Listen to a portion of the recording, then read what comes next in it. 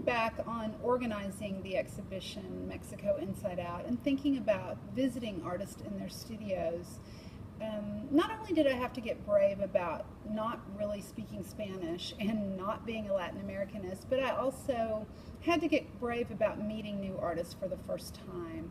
What I like to do when I visit an artist is start to build a rapport by maybe through emails at first and then asking for a studio visit. And I know that for most artists, not to sound corny, a studio is a kind of sacred and private space.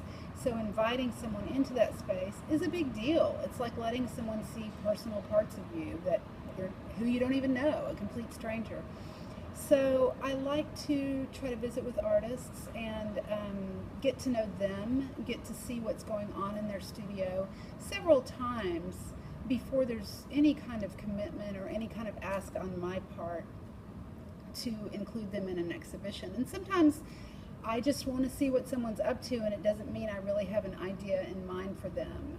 It's just sort of keeping tabs on what's happening in the art world.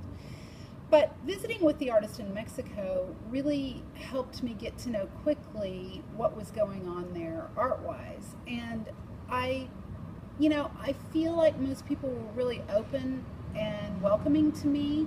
Some artists had reservations about being in an exhibition that focused on their country.